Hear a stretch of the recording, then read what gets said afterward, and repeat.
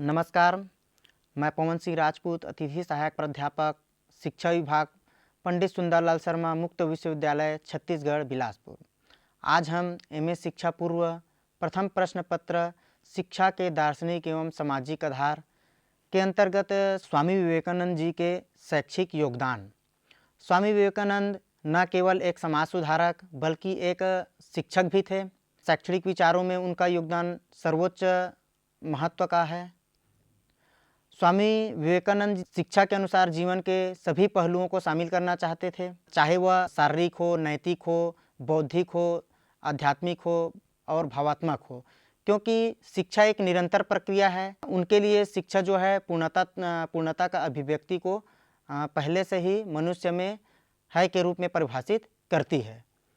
स्वामी जी द्वारा वर्णित शिक्षा का दूसरा तत्व यह है कि अध्यापक विद्यार्थियों को शिक्षा देना नहीं वरन शिक्षा में सहायता पहुंचाना है। यह एक क्रांतिकारी विचार है और इसका आधुनिक शिक्षा पर बहुत बड़ा प्रभाव है। स्वामी जी के अनुसार बालक स्वयं अपने आप को शिक्षित करता है। इस दृष्टि से महत्वपूर्ण है कि माता पिता और शिक्षक का यह दायित्व हो जाता है कि वे बालक के लिए एक ऐसा वातावरण प्रस्तुत करें जिससे वे अपना विकास कर सकें। उन्होंने सुझाव दिया कि शिक्षा को मानव मस्तिष्क में सुधार करने का लक्ष्य रखना चाहिए, न कि कुछ तथ्यों को भरने के लिए होना चाहिए। शिक्षा जीवन की तैयारी होनी चाहिए। हमारे पास जीवन निर्माण, मानव निर्माण, चरित्र बनाने, विचारों का आकलन होना चाहिए। फिर है शिक्षा का स्वरूप। मनुष्य की अंतर्निहित पूर्णता को अभिव्यक्त करना ही शिक्षा है। कोई भी ज्ञान बाहर से नहीं आता, सब अंदर ही है। स्वामी विवेकानंद जी का विश्वास था कि बालक को कोई शिक्षित नहीं करता बल्कि वह स्वयं शिक्षित होता है। स्वामी विवेकानंद जी ने व्यक्ति की आत्मा को अपना वास्तविक शिक्षक तथा व्यक्ति का मार्गदर्शन करने वाला शिक्षक को उसका बाहरी शिक्षक माना है। अतः समस्त ज्ञान, चाहे वह लौकिक हो अथवा आध्यात्मिक, मनुष्य के मन में है। बहुधा वह प्रकाशित न होकर ढका रहता है और जब आवरण धीरे धीरे हटता जाता है तो हम कहते हैं कि हम सीख रहे हैं। ज्यों ज्यों इस आविष्करण की क्रिया बढ़ती जाती है त्यों त्यों हमारे ज्ञान में विकास होते हैं। हम में से प्रत्येक को अपने आप को सिखाना होगा। बाहर के गुरु तो केवल सुझाव या प्रेरणा देने वाले कारण मात्र हैं। उनके शब्दों में कहें तो शिक्षक दार्शनिक, मित्र तथा पथ प्रदर्शक हैं, जो बालक को अपने ढंग से अग्रसर होने के लिए सहायता प्रदान करता है। स्वामी जी के अनुसार ज्ञान की प्राप्ति के लिए केवल एक ही मार्ग है और वह है एकाग्रता। कि एकाग्रता शिक्षा का संपूर्ण सार है। एकाग्रता की शक्ति जितनी अधिक होगी, ज्ञान की प्राप्ति भी उतनी ही अधिक होगी। यह एक बात अच्छी तरह समझ लो कि मनुष्य दिन रात सोचता रहता है कि मैं कुछ भी नहीं हूँ, उससे हम कोई आशा नहीं रखते हैं। यदि कोई दिन रात यही सोचता रहे कि मैं दिनहीन हूँ, नाचीज हूँ, तो वह सचमुच नाचीज ही बन जाएगा। अगर तुम सोचो कि मैं कुछ हूँ, मुझ में शक्ति है, तो सचमुच तुझ में शक्ति आएगी। यह एक महान सत्य है जिसका तुम्हें स्मरण करना चाहिए। इसके बाद देखते हैं स्वामी विवेकानंद जी के अनुसार स्त्री शिक्षा का स्वरूप।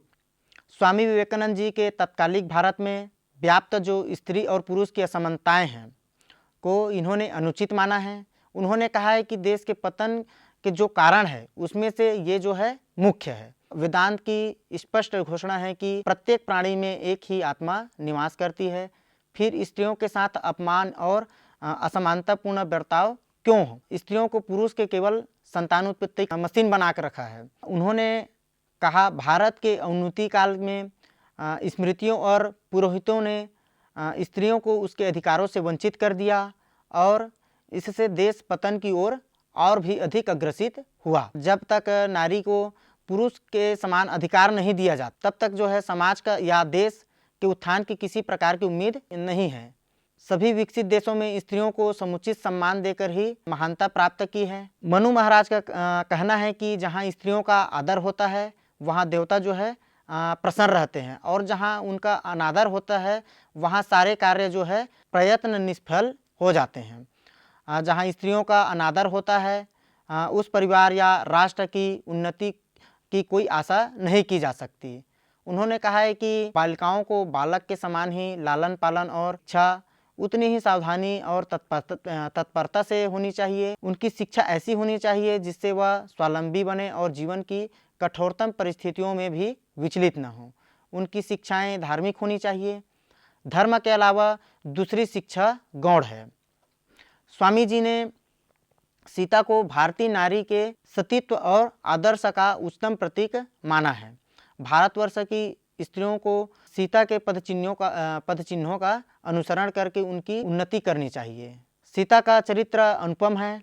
वह सच्ची भारतीय स्त्री की जीती जागती प्रतिमा है। स्त्रियों के लिए इतिहास, पुराण, गृह विज्ञान, कला तथा पारिवारिक जीवन के सिद्धांतों का विकास में सहायक ग्रंथों का अध्ययन उचित है। धार्मिक शिक्षा अर्थात जप, पूजा, उपासना का ज्ञान स्त्रियों को अनिवार्यतः दिया जाना चाहिए। बाल विकास एवं शिशु पालन का ज्ञान भी स्त्रियों को कराया जाए। वह आत्मरक्षा की कलाएं सीखें।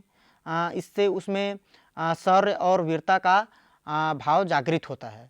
पवित्र विदुषी और वीरांगना माताओं से उत्पन्न जो पुत्र हैं अपने कर्मों से देश को गौरवान्वित करेंगे। इससे देश में सभ्यता, संस्कृति, ज्ञान, शक्ति और भक्ति की उन्नति होगी तथा वेदांत को संदेश विश्व को दिशा देगा। यदि कोई स्त्री पूर्ण ब्रह्मचर्य का पालन करते हुए बौद्धिक और आत्मिक विकास में जीवन व्यतीत करना चाहे तो वह कर सकती है, क्योंकि ब्रह्म ज्ञान की उस चमक से देश की हजारों स्त्रियां प्रेरणा प्राप्त करेंगी तथा सत्य के प्रति जागरूक होंगी और इससे समाज और राष्ट्र का कल्याण निश्चित है। स्वामी विवेकानंद जी के अनुसार जन शिक्षा का स्वरूप। स्वामी जी ने अनुभव किया कि निर्धनों, गिरे स्तर वालों, पापियों और अपराधियों का भारत में कोई मित्र नहीं है। उन्हें किसी प्रकार का सहयोग नहीं, वास्तव में वे ऊंचा नहीं उठ सकते। वे प्रतिदिन पलित होते जा रहे हैं और अत्याचारी समाज के थपेड़े उन्हें निरंतर सहने पड़ते हैं। ऐसे दशक को देखकर स्वामी विवेकानंद ने कड़े शब्दों में कहा है कि जब तक करोड़ों लोग भूखे और अज्ञानी बने रहेंगे, मैं उन शिक्षित व्यक्तियों का जो उनके मूल्य पर पढ़े हैं और उन्हें ऊंचा उठाने का बिल्कुल प्रयास नहीं करते, देशद्रोही मानता हूँ। स्वामी विवेकानंद ने जनता की उपेक्षा करने वाली शिक्षा को व्यर्थ करार किया। उनका विचार है कि वह शिक्षा जो जीवन के संघर्षों हेतु तैयार नहीं करती, जो चरित्र को बलवान नहीं बनाती, जन कल्याण की भावना नहीं जगाती तथा शेर सा साहस नहीं उत्पन्न कर सकती, ये व्यर्थ है। फिर इसके बाद देखते हैं हम शिक्षा के उद्देश्य। यदि हम शिक्षा का उद्देश्य का अध्ययन करें तो ज्ञात होता है कि समय एवं काल के अनुसार शिक्षा का उद्देश्य परिवर्तित होते रहते हैं। किसी देश की सामाजिक, आर्थिक, राजनीतिक परिस्थितियां शिक्षा के उद्देश्यों को प्रभावित करती है। स्वामी विवेकानंद के अनुसार शिक्षा के उद्देश्य निम्नलिखित होने चाहिए। पहला है अंतर्निहित पूर्णता का अभिव्यक्ति। स्वामी जी के अनुसार शिक्षा का उद्देश्य अंतर्निहित पूर्णता को प्राप्त करना है। उनके अनुसार लौकिक तथा आध्यात्मिक सभी ज्ञान मनुष्य के मन में लाने से विद्यमान होता है, जिससे कि वह अपने आप को अच्छी तरह समझ सकें। अपने आप को जानने का तात्पर्य मनुष्य उस परम आत्मा से है जिसका कि वह अंश है, पूर्ण संबंध स्थापित करना है। अतः शिक्षा मनुष्य के अंतर्निहित ज्ञान अथवा पूर्णता की अभिव्यक्ति करनी चाहिए। दूसरा है मानसिक एवं शारीरिक विकास का उद्देश्य। स्वामी जी के अनुसार शिक्षा का उद्देश्य बालक का शारीरिक एवं मानसिक विकास है। उन्होंने शारीरिक उद्देश्य पर इसलिए बल दिया जिससे आज के बालक भविष्य में बलवान योद्धा के रूप में गीता का अध्ययन करके देश की उन्नति कर सकें। शिक्षा के मानसिक उद्देश्य पर बल देते हुए उन्होंने बताया कि हमें ऐसी शिक्षा की आवश्यकता है जिसे प्राप्त करके मनुष्य अपने पैरों पर खड़ा हो जाए। कहा भी गया है कि स्वस्थ शरीर में स्वस्थ मस्तिष्क का निर्माण होता है। तीसरा है व्यक्ति का सर्वांगीण विकास। स्वामी जी का विश्वास था कि किसी देश की महानता केवल उसके संसदीय कार्यों से नहीं होती, अपितु उसके नागरिकों की महानता से होती है। पर नागरिकों को महान बनाने के लिए उसका नैतिक तथा आध्यात्मिक विकास का होना आवश्यक है। स्वामी विवेकानंद जी ने शिक्षा का उद्देश्य मानव व्यक्तित्व में मनुष्य तत्व का विकास करना बताया है। मनुष्य तत्व का तात्पर्य उन लौकिक एवं अलौकिक सद्गुणों का धारणा करना है जिससे धारणकर्ता अर्थात मनुष्य पुरुष बनता है, जिस मनुष्य का सर्वांगीण विकास हो सके।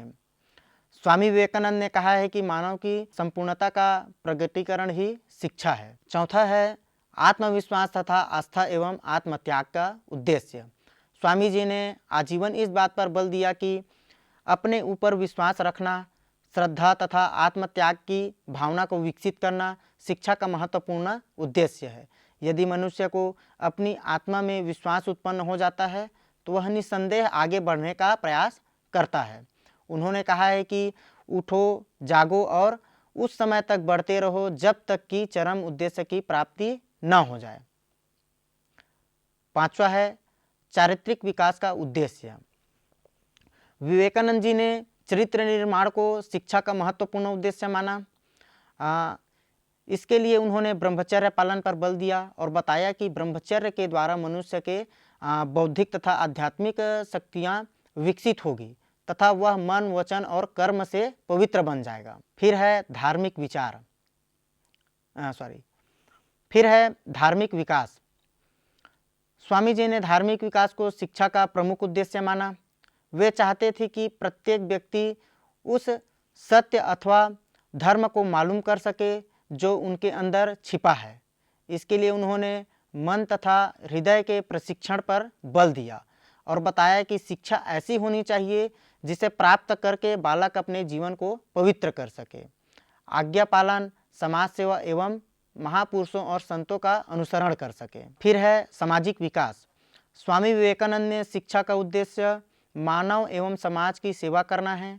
उपयुक्त गुणों की प्राप्ति का वास्तविक लाभ तभी हो पाता है जब उनका मानव एवं समाज की सेवा में अभ्यास किया जाए। उनके इस प्रकार अभ्यास से ही उनके बुद्धि और उनका विकास होता है।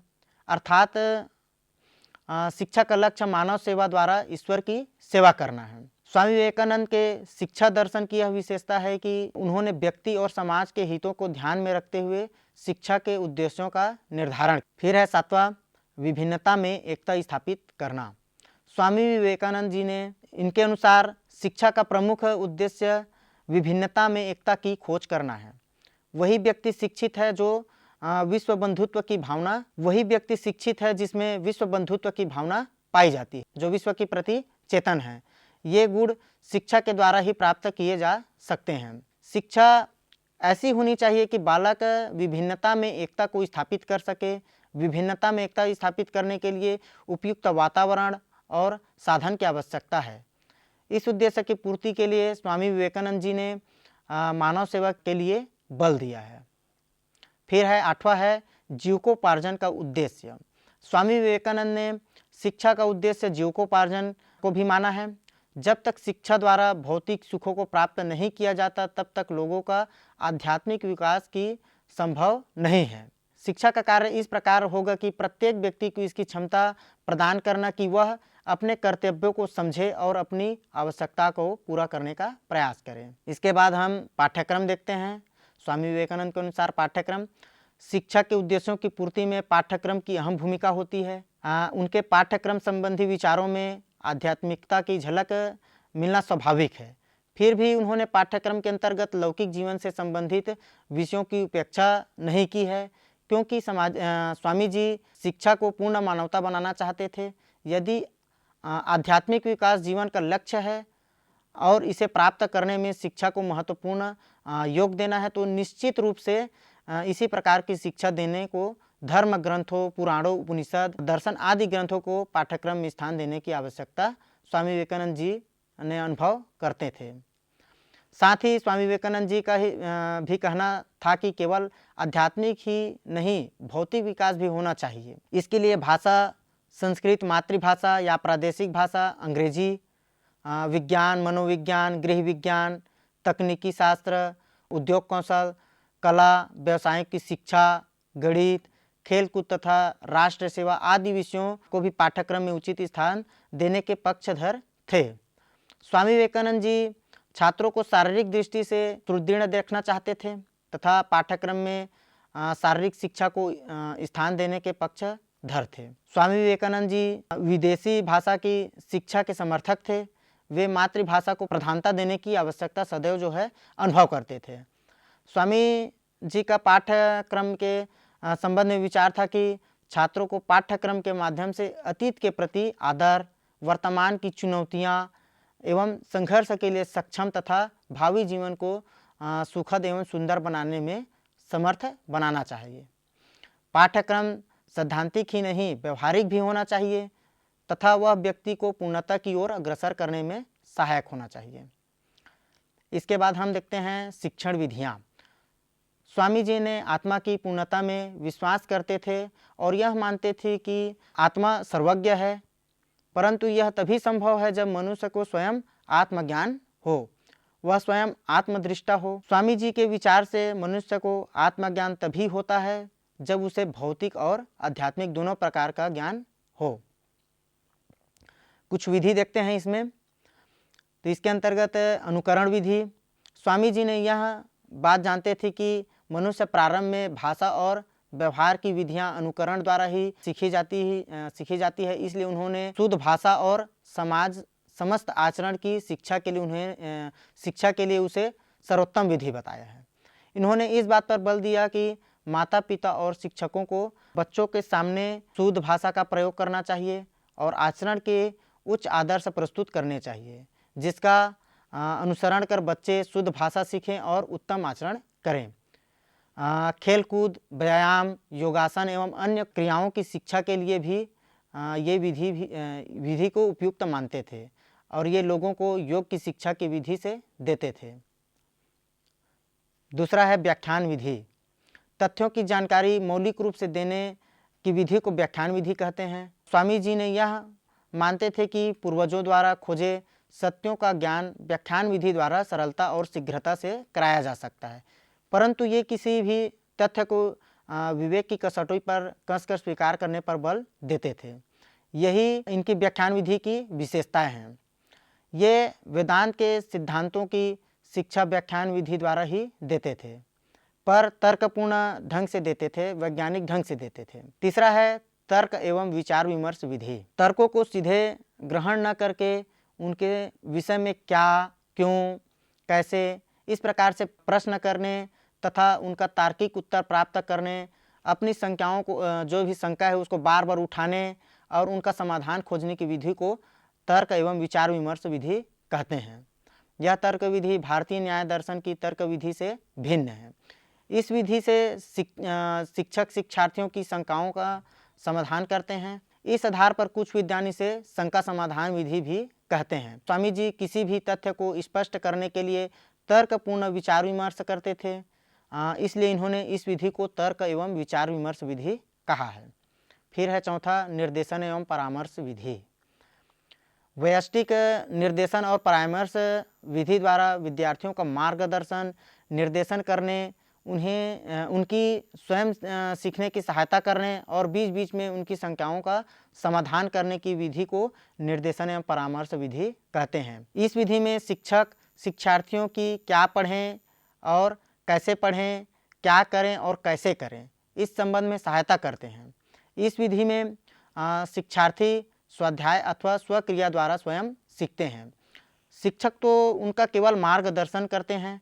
स्वामी जी ने किशोर और युवकों की शिक्षा के लिए इस विधि को उत्तम विधि मानते थे। फिर है प्रदर्शन एवं प्रयोग विधि। स्वामी जी प्रायोगिक विषयों, विज्ञान एवं तकनीकी और क्रियाओं के शिक्षण एवं प्रशिक्षण के लिए इस विधि के प्रयोग का समर्थन करते थे। इस विधि में शिक्षक वस्तु अथवा क्रिया को प्रस्तुत करते हैं, शिक्षार्थी अवलोकन करते हैं, शिक्षक हर तथ्य को स्पष्ट करता है, शिक्षार्थी उसे प्रयोग करके निश्चित करते हैं। आज तो हम इस विधि में बच्चों की सक्रिय जो साझेदारी है वो ली जाती है। अपने सही अर्थों में विज्ञान आदि प्रायोगिक विषयों को शिक्षा इसी विधि में दी जा सकती है। फिर है छठवां है स्वाध्याय विधि। स्वाध्याय विधि का अर्थ स्वयं अध्ययन करना। इस विधि में शिक्षार्थी तथ्यों का ज्ञान तत्संबंधी पुस्तकों के अध्ययन द्वारा करते हैं। स्वामी जी अपने धर्म दर्शन के ज्ञान के लिए आर्य ग्रंथों के अध्ययन पर बल देते थे। ये कहा करते थे कि सब कुछ उपदेशों एवं व्याख्यानों द्वारा नहीं बताया जा सकता। किसी भी विषय के पूर्ण ज्ञान के लिए उससे संबंधित प्रमाणिक ग्रंथों का अध्ययन आवश्यक होता है। शिक्षार्थी द्वारा इन प्रामाणिक ग्रंथों को स्वयं पढ़ना और स्वयं समझने का प्रयत्न करना ही स्वाध्याय विधि है। स्वाध्याय विधि को स्वामी जी तब तक अधूरा मानते थे जब तक उस पर चिंतन मनन और निर्ध्यासन नहीं किया जाए। फिर है 7वां है योग विधि। स्वामी जी ने भौतिक विज्ञान एवं आध्यात्मिक किसी भी प्रकार का ज्ञान प्राप्त करने अथवा ज्ञान की खोज करने की सर्वोत्तम विधि मानते थे। इनकी दृष्टि से भौतिक ज्ञान प्राप्त करने के लिए अल्प योग या अल्पकालीन एकाग्रता ही पर्याप्त होता है, परंतु आध्यात्मिक ज्ञान की प्राप्ति के लिए पूर्ण योग अर्थात दीर्घकालीन एकाग्रता की आवश्यकता होती है। आज के मनोवैज्ञानिक भी तो यही करते हैं कि ज्ञान प्राप्ति के लिए सीखे जाने वाले वस्तु अथवा क्रिया पर ध्यान केंद्रित करना आवश्यक है। हमारा अपना अनुभव भी यह बताता है कि सीखने वाले में सीखने के लिए जितना अधिक योग होता है उतना ही शीघ्रता से सीखता है। स्वामी जी तो बचपन से ही इस विधि का प्रयोग करते थे। इसके बाद हम शिक्षक एवं शिक्षार्थी के जो संबंध है उसको देखते हैं। स्वामी विवेकानंद जी के अनुसार ज्ञान प्रदान करने में शिक्षक या गुरु का अधिक महत्वपूर्ण भूमिका होता है। उन्होंने प्राचीन गुरुकुल प्रणाली के समर्थक थे।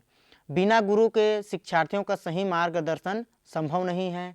स्वामी जी ने शिक्षक को बालक का मित्र, परामर्शदाता एवं पथ प्रदर्शक मानते थे और उसे भगवान के समतुल्य मानते थे। उनका कहना था कि अध्यापक अपने ज्ञान और आचरण से बालक का मार्गदर्शन करें। स्वामी जी ने शिक्षक के 3 गुण का होना आवश्यक माना है। उनके अनुसार सर्वप्रथम शिक्षक को अपने विषय का केवल पुस्तकीय ज्ञान न हो, वरन वह मर्म जानने वाला हो। दूसरा जो शिक्षक का गुण है वह है उनको जो है चरित्रवान होना चाहिए। इसका सीधा अर्थ यह है कि उसका आचरण ऐसा आदर्श होना चाहिए जिससे अनुकरण कर शिष्य अपने जीवन को भी उत्कृष्टता की ओर ले जा सके। तीसरा गुण जो है शिक्षक का उनका जो है प्रत्येक शिष्य के साथ पितृवत व्यवहार होना चाहिए। प्रत्येक शिष्य के प्रति स्वाभाविक प्रेम तथा उसे आगे बढ़ने की भावना शिष्यों को उसमें दिखाई देनी चाहिए। स्वामी जी का मत था कि गुरु के प्रति शिष्य की अटूट श्रद्धा होनी चाहिए, पर वह श्रद्धा अंधभक्त ही नहीं हो बल्कि समझ के साथ उत्पन्न होनी चाहिए। स्वामी विवेकानंद के शैक्षिक विचार की प्रमुख विशेषताएं देखते हैं। स्वामी विवेकानंद के अनुसार अध्यापक का चरित्र अत्यंत उच्च कोटि का होना चाहिए, ये इनकी विशेषताएं हैं। दूसरा है स्वामी विवेकानंद के अनुसार अध्यापक को विषय का ज्ञाता तो होना ही चाहिए, साथ ही उसके अंदर प्रेम, सहानुभूति, त्याग, निष्पक्षता की भावना का भी होना आवश्यक है। तीसरा है विद्यार्थियों के संबंध में स्वामी विवेकानंद का विचार था कि अपने आप को पहचानो, ज्ञान तो आपके अंदर है, उसे बाहर निकालो, अपनी अंतरात्मा को चेतन करो और बिना इन सब की बाह्य शिक्षक व्यर्थ है। चौथा है स्वामी विवेकानंद ने परोपकार तथा समाज सेवा को सर्वोपरि मानते हुए कहा कि नर सेवा की ही नारायण सेवा है। पांचवा है स्वामी विवेकानंद ने दमनात्मक अनुशासन का विरोध करके प्रभावात्मक अनुशासन पर बल दिया, ये विशेषता है इनकी। छठवां है स्वामी विवेकानंद ने आध्यात्मिक उन्नति के साथ ही लौकिक समृद्धि को भी आवश्यक माना। यही कारण है कि उन्होंने पाठ्यक्रम में आध्यात्मिक विषयों के साथ साथ लौकिक विषयों को भी समावेशित किया। सातवां है स्वामी विवेकानंद ने मन की एकाग्रता पर विशेष जोर दिया है, क्योंकि मन को एकाग्र किए बिना किसी भी शिक्षण विधि का प्रभाव स्वतः ही न्यून होता जाता है। यद्यपि उन्होंने अनुकरण विधि, विचार विमर्श, उपदेश, परामर्श, व्यक्तिक निर्देशन विधियों को भी शिक्षण विधि के रूप में बताया है। अगला है स्वामी विवेकानंद ने स्त्री को पुरुषों के समान स्थान देते हुए कहा है कि जिस देश में स्त्रियों का सम्मान व आदर नहीं होता वह देश कभी भी प्रगति नहीं कर सकता। स्त्रियों के उत्थान के संबंध में स्वामी विवेकानंद जी ने कहा था कि पहले अपनी स्त्रियों को शिक्षित करो, तब वे बताएंगी कि उनके लिए कौन कौन से सुधार करने की आवश्यकता है। इस प्रकार की ये इनकी विशेषताएं हैं। फिर इसके बाद देखते हैं स्वामी विवेकानंद जी के शैक्षिक मूल्यांकन। स्वामी विवेकानंद जी के शिक्षा में वस्तुतः हमें समन्वयवाद दिखाई देता है। उनके शिक्षा में प्रकृतिवाद, आदर्शवाद, प्रयोजनवाद एवं अन्य सभी मुख्य दार्शनिक विचारधाराओं की झलक देखने को मिलती है। उनके विचारों में भी प्राचीन तथा आधुनिक विचारों का समन्वय दिखाई देता है। स्वामी जी चिंतन एवं क्रिया में विरोध नहीं मानते, अर्थात उन्होंने ज्ञान, कर्म एवं भक्ति के समन्वय पर बल दिया है। स्वामी विवेकानंद के संबंध में पंडित जवाहरलाल नेहरू ने कहा है कि भारत के अतीत में अडिग आस्था रखते हुए और भारत की विरासत पर गर्व करते हुए भी विवेकानंद का जीवन की समस्याओं के प्रति आधुनिक दृष्टिकोण था और वे भारत के अतीत तथा वर्तमान के बीच एक प्रकार की संयोजक थे। प्रिय प्रशिक्षार्थियों, आज हमने स्वामी विवेकानंद जी के शैक्षिक विचार के अंतर्गत उनके शैक्षिक योगदान, शिक्षा का स्वरूप, शिक्षा के उद्देश्य, पाठ्यक्रम, शिक्षण विधियाँ, शिक्षक एवं शिक्षार्थी संबंध, स्वामी विवेकानंद के शैक्षिक विचारों की प्रमुख विशेषताएं आदि के बारे में चर्चा की है। इसी के साथ मैं अपने वाणी को विराम देता हूँ। धन्यवाद।